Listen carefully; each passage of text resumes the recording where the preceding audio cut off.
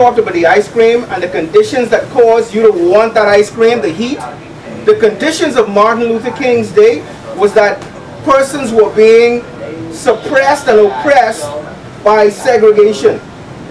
And his dream was for people to be free, to be liberated. That's why he became a minister. So that desire, as he looked at his conditions, he then saw a vision of where he wanted his surrounding, his area, his nation to go. And then he started to interact with what he saw. He interacted with the vision, and as he interacted with the vision, that's when the whole civil rights movement came to being. And when the civil rights movement came to being, he actually interacted with his dream. And then he started to tell people, I see this happening, I see that happening, I see that happening. But in the present day, they couldn't see it. But because he was a visionary, he had a vision, he had a dream, he could actually see it. And he said to persons, I may not get there with you, but this is what I see. And almost 50 years later, we recognize that Martin Luther King actually saw today, all the way back almost 40 years ago. In that day, they never would have said there'll be a black president. They never would have said that all kind of different barriers would be broken down, but it did. And he saw that. And so, what is it that you are looking for? What is your vision? What is it that you are actually moving towards? I gave you an exercise, and Ms. Bo gave me the instructions here. I'm going to go back and I'm going to look at what you gave in reference to what it is, your short-term goals. What do you want to achieve maybe in 3 to 5 years? In 10 to 15 years, or in 20 years, what do you want to be able to achieve? It is critical to know where you're going. Now, you're quiet, but I think you're very focused. Now, Ms. Bo, I don't know what his issue is. I need to get his 360-degree survey and kind of figure out who he is. But by his answer in reference to what it is he wants to do and where he wants to go, he said immediately, boat captain. So it seems as if he is very focused. Does that translate into your schoolwork? Being focused? Excellent. So this exercise today, all of us talking about vision and legacy and everything else that we'll talk about, is going to benefit you tremendously. Why? Because it's going to add to the strength that you have.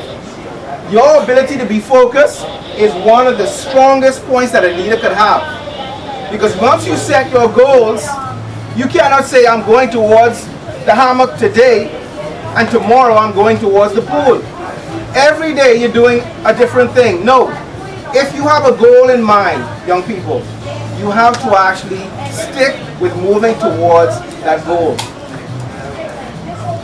There's a handout that I gave you, and I want you to turn there. I just want you to find it for the moment. It should be just under the top page. No, sorry, after the second page. Yes, it says to live, love, learn, and leave a legacy. So I want you to go there. I don't want you to start reading it just yet, because that's really something for you to look at afterwards. But I want to point out some things to you. I gave you an exercise several days ago. I asked Ms. Mullins to go ahead and give it to you so you can fill it out. It was an exercise that looked at your short-term goals, your long-term goals, and also you stating or giving a positive self-vision statement of what you would be in 20 years. Now, I'm going to give you some examples of what I've done with some other students in the past. In a short while, I'll forward that, and then we'll discuss that. And then I also gave you an exercise. It's called a 360-degree perspective. Did they get that already? Yes, but they need to get the extra copies, which I have now. Okay. So that they can get the other people. Excellent. So what I want you to do with this 360-degree survey is this. I want you to be able to go ahead, look at that survey. I think there are like 72 questions. And I want you to answer it about yourself. I want you to look at it, get in a quiet place, and I want you to answer it yourself. And then I want you to go to someone who knows you. Mr. Tu, you teach at the school, right? So Mr. Tu teaches there, Ms. Monix teaches there. You can go to them and ask them about yourself. I said earlier that oftentimes persons around you see things in you that are strengths and abilities and talents and all kind of potential, but you oftentimes don't see it. And so this 360-degree survey helps to do that. Now, when we talk about vision, I talk about following your passion. Do you understand that? Your vision is your passion. Martin Luther King's vision or his dream was his passion to help people. His passion to be involved and see people rise from the level of where they were to being greater. So that was his vision. He was able to achieve his vision by following his passion. And that's what I want to encourage you to do today. Now we're going to talk about legacy. Now what is legacy? What is legacy?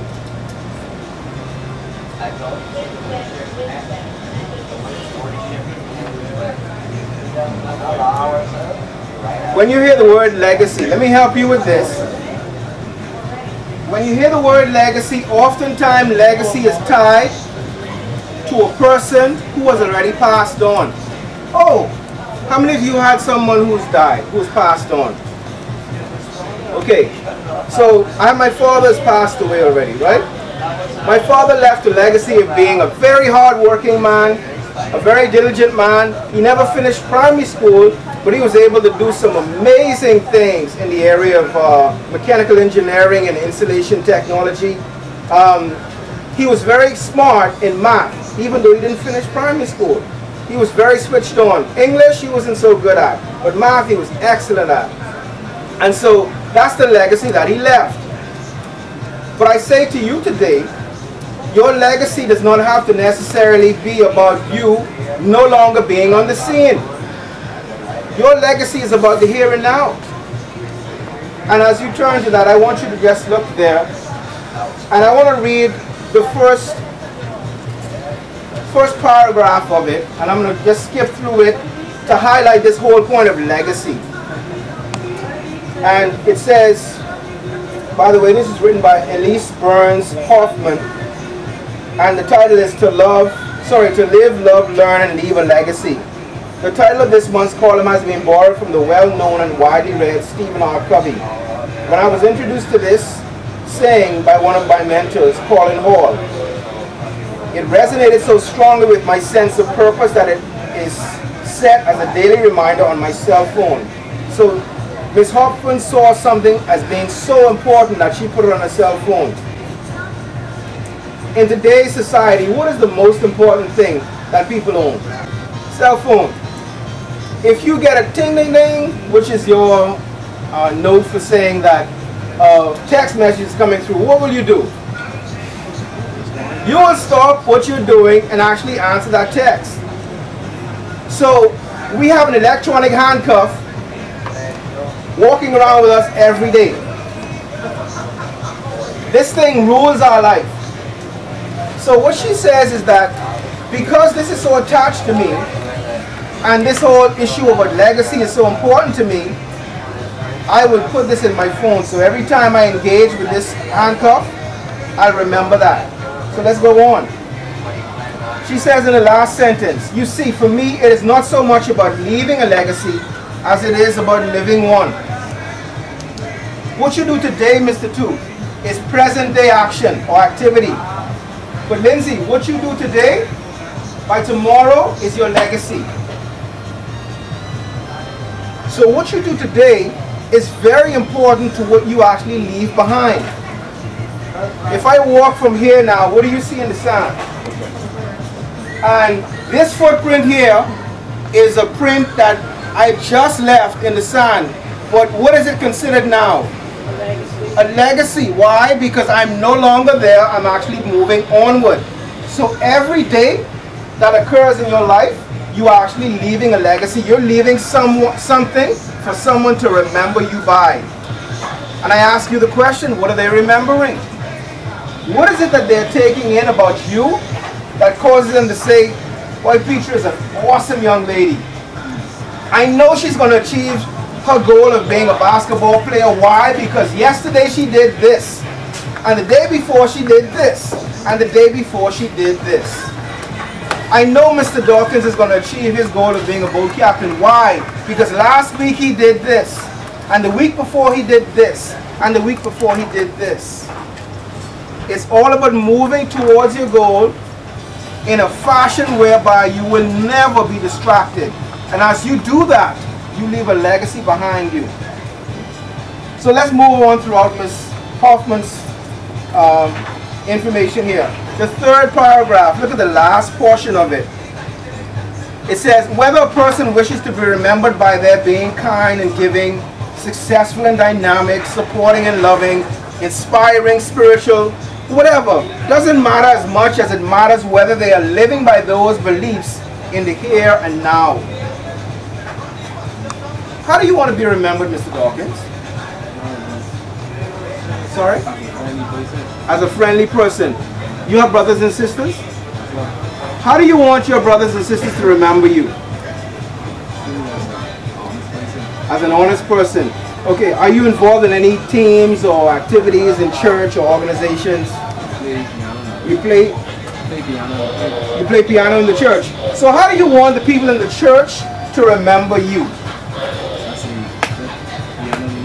As a good piano leader. And how do you want them to view you? I'm not talking about you past tense, you're still here. How do you want them to view you now?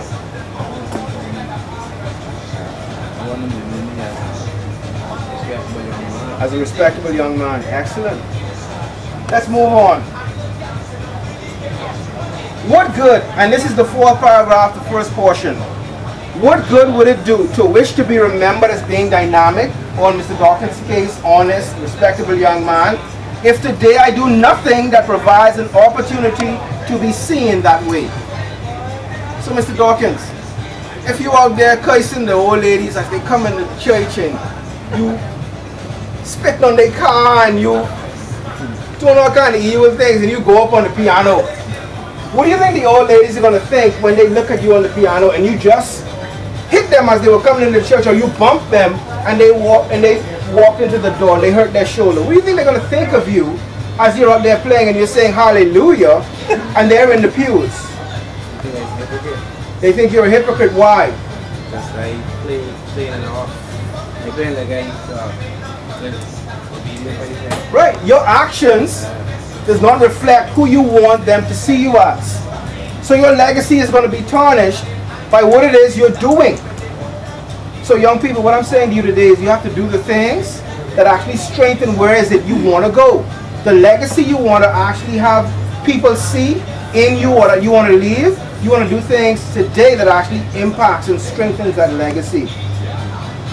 And let's look at the fifth paragraph. It starts with added. And the last sentence, the last, first to the second to the last sentence is what I want to talk about.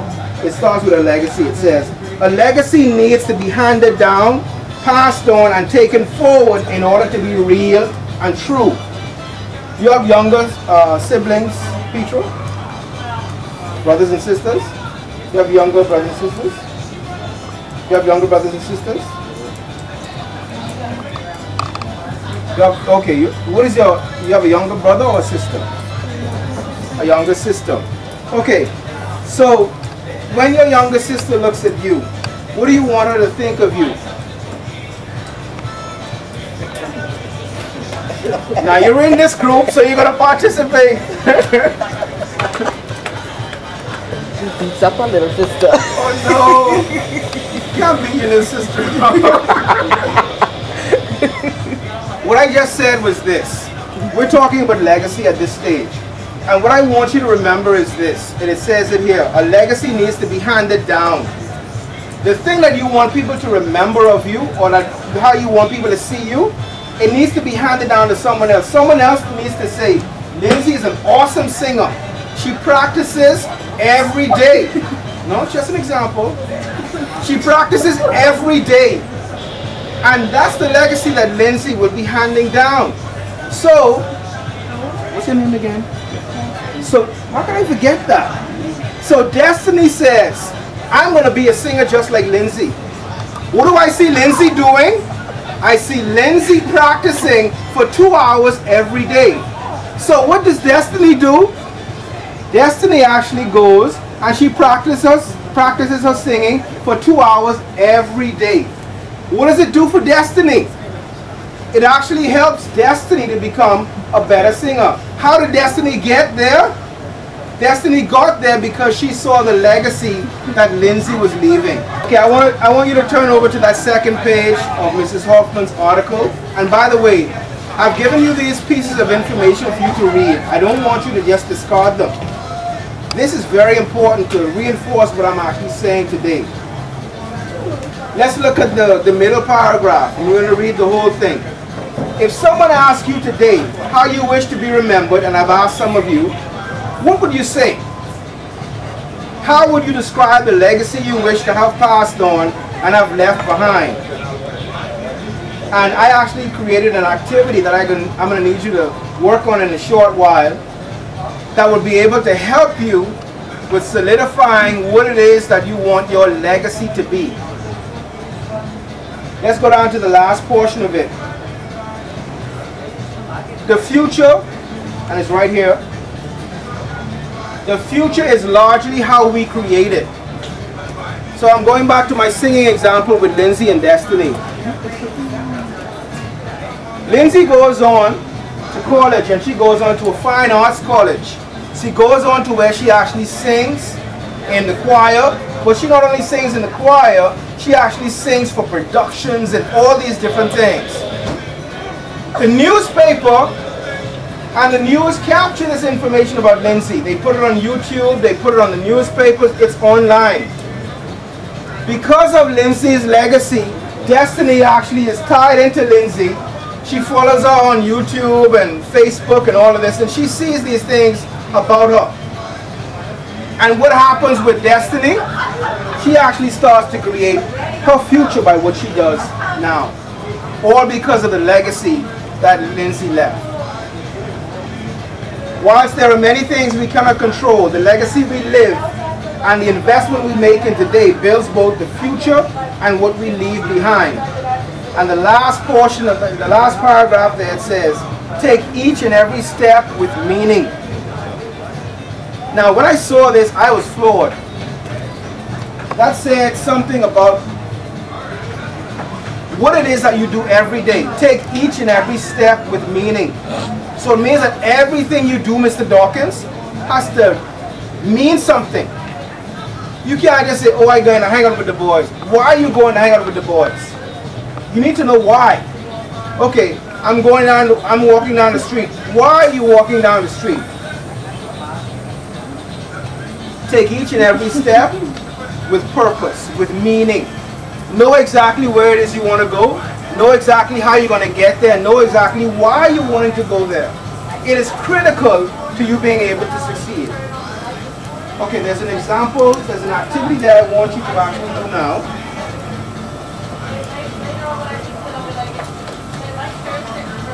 It's going to be the second item right after we'll go back to the front, it's to the front, so it's the second page. So I want you to take some time. Excellent, that's it. Right there, excellent. What I want you to do with this exercise is to help to define your legacy. So what I want you to do, there are certain categories on the left-hand side. Family, school, church, community, and yourself. What I would like you to do is answer this question. How do you wish to be viewed and remembered as a child in your family? And you can write 2 words or whatever. How do you wish to be viewed and remembered as a sibling, a brother or sister in your family? And then lastly, how do you wish to be viewed and remembered as an extended family member? You're the grandchild of your grandfather. So how do you want your grandfather to view and remember you? You're the cousin of someone who is your aunt's brother, or sorry, your aunt's child. How do you want them to view and remember you? I want you to answer these questions based on the categories that are there.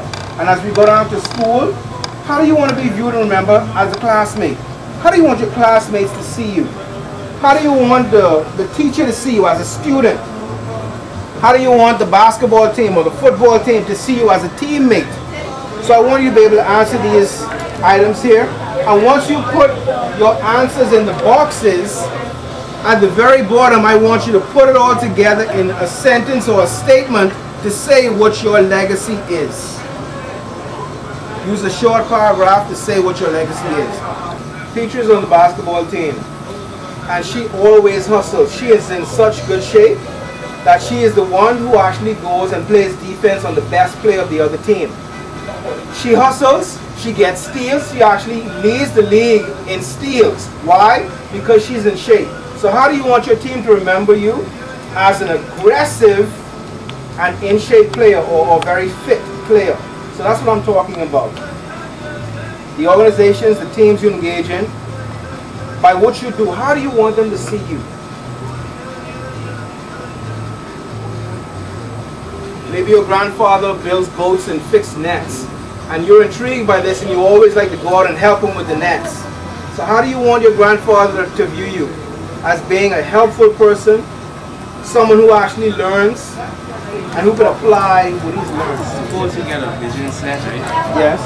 And your parents don't like what vision you set. Still achieve vision or... Okay, when we talked about vision, what was the first thing I said in reference to vision? When I said to you, yes sir, how to determine your personal vision?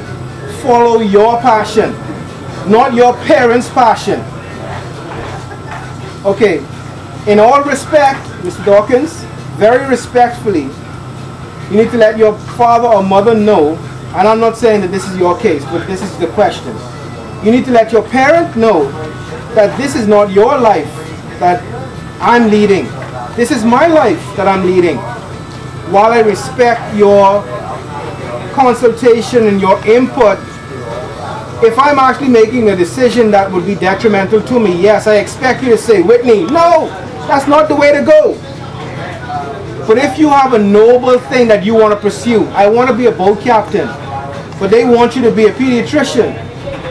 You have no passion for being a pediatrician. You have no desire for being a pediatrician. You want to be a boat captain. So that parent needs to back off. Because what the parent will do, they will make their lives miserable because they will not get their goal of you being a pediatrician. And they will make your life miserable because you will not get your goal of being a boat captain. It is important for us as parents to actually direct our young people as to where they need to go and where they want to go. My friend, if you have no desire to be a pediatrician, I say to you, you need to be a pediatrician. You will go into that like this. Your shoulders will be down, your head will be down, your body language will stay into this. Why? Because it's not your passion. If I tell Peter and I want you to play tennis, and Peter is into basketball, just like our camping example, the young lady who was into camping, she didn't sleep all night, and at 4:30 she was up and ready to go. But the young lady who was not into camping, 10:30 she woke up. Her father and the other children had already gone. So it's a tricky situation between parents and children. But you have very, very maturely and very respectfully, you have to let your parents know that you have to follow your passion. If you have no desire for something that they want you to do, you will never achieve success in that or fulfillment. And really the only pursuit in life is really happiness. If you think about it, everything that we're pursuing is to be happy. Yes, Mr. Tu? Yeah, okay, now. There's a student here, right? Yes, sir. Parents usually want you to do this. Yes.